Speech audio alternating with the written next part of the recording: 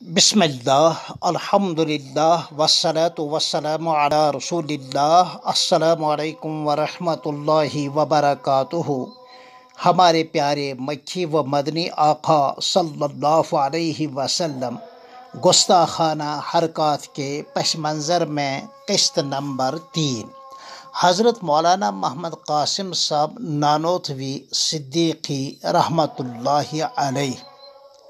آپ کی ولادت 1832 ہجری میں ہوئی تھی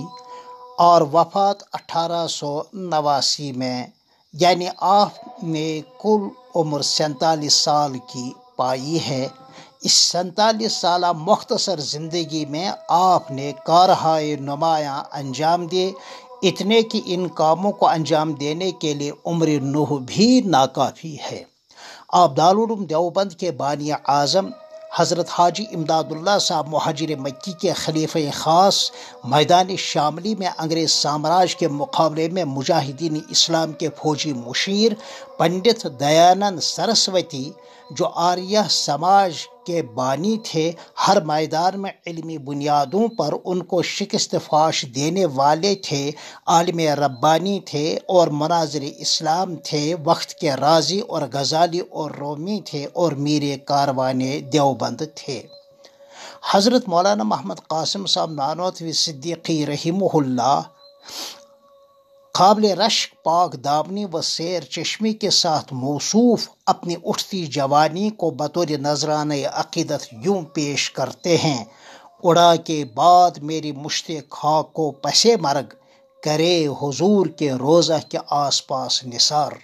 یعنی میری موت کے بعد جانب مدینہ طیبہ سے ایک خوشگوار ہوا آئے اور میری لاش کی خاک کو روز اطہر کے ارد گرد بکھیر دے، یہ میری تمنا اور میری خواہش ہے۔ یوں تو ہر امتی اپنے غم فراق کے زخم کو وصال کے ٹھنڈے ٹھنڈے اور مسکن مرہم سے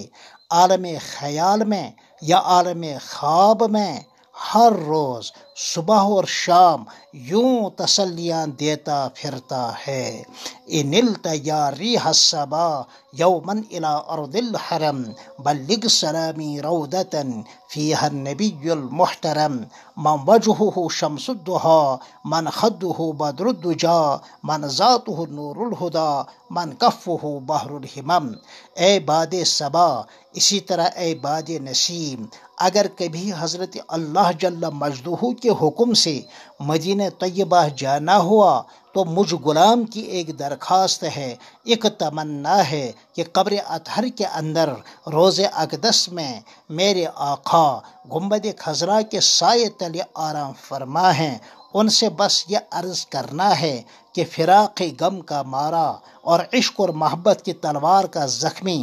ایک غلام سلام عرض کر رہا ہے، بس صرف عرض کر دینا، میری حاضری بارگاہ نبوت میں بس لکھوا دیں، یہی میری خواہش ہے۔ وہ پیارے مکی و مدنی آقا جن کے چہرے اطہر و انور سے آفتاب جہاں تاب بھی نور اور ضیاء کی بھیک مانگے، جن کے رخسار پر ضیاء اور اس کی تابانی سے ماہتاب عالم بھی روشن اور تابان ہے، وہ ذات والا صفات ہمارے پیارے مکی و مدنی آقا صلی اللہ علیہ وسلم ہدایت،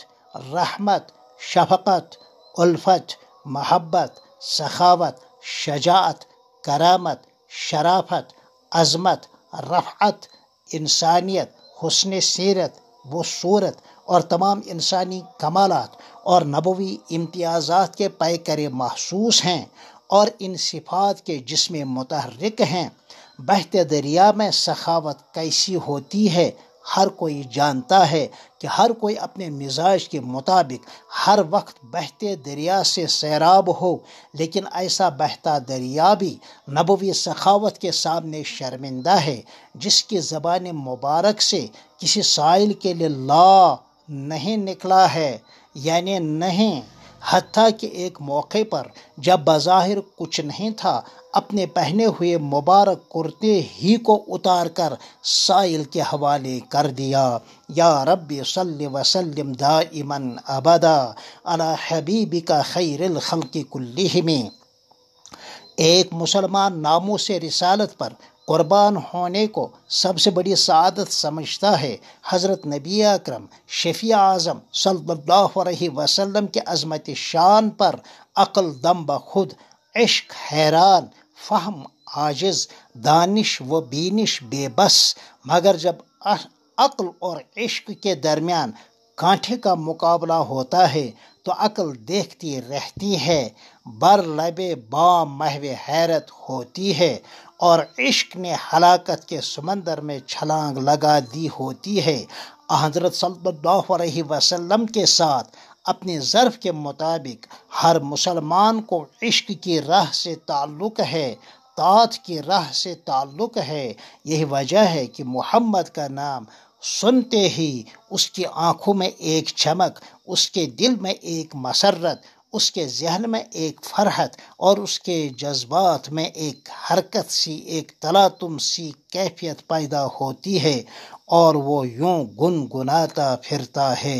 جب تیرا نام لے لیں تب اشک بھر آئے۔ اب اگر کوئی بدنصیب شخص بارگاہ نبوت کے حوالے سے کوئی ایسی ویسی حرکت کرے یا زبان یا قلم کو حرکت دے تو وہ بدنصیب غیرت خداوندی کو للکارتا ہے، وہ غضب خداوندی کا مستحق بن جاتا ہے، وہ اپنے ہاتھوں اپنے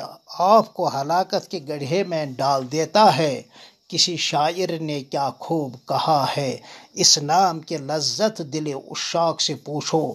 جان آ گئی تن میں جو لیا نام محمد کا صلی اللہ علیہ وسلم۔ خاص طور پر پڑوسی ملک میں آئے دن مسلم نام کے بعض شرپسند عناصر جو در حقیقت قادیانی ملعون ہی ہوتے ہیں، اس قسم کی گستاخیاں کرتے آ رہے ہیں۔ کبھی وہ مہدی ہونے کا، کبھی مسیح ہونے کا، کبھی وہ متنبی قادیانی کے خلیفہ ہونے کا، اور کبھی وہ نبی ہونے کا دعویٰ کرتے رہتے ہیں، اور کبھی کسی اور نام سے حضرت نبی اکرم شفیع اعظم صلی اللہ علیہ وسلم کی شان اقدس میں گستاخیاں کرتے رہتے ہیں۔ حال ہی میں ملک ہندوستان کے شہر بنگلور میں کسی ملعون نے ایسی ویسی حرکت کی، ابھی وہ آگ ٹھنڈی بھی نہیں ہوئی تھی کہ ضلع ریاسی جموں کے سادھو نما شیطان نے، انسان نما درندے نے، بھیڑ نما بھیڑیے نے، جو اپنے وجود کا بھی دشمن ہے، ملک کا بھی دشمن ہے، یہاں کے بھائی چارگی کا بھی دشمن ہے، انسانیت کا بھی دشمن ہے، پرامن پرسکون ماحول میں ایسی آگ لگا دی اس نے کہ ٹھنڈے ہونے کو نہیں۔ البتہ مرحبا ہو پکا ڈنگا پولیس کو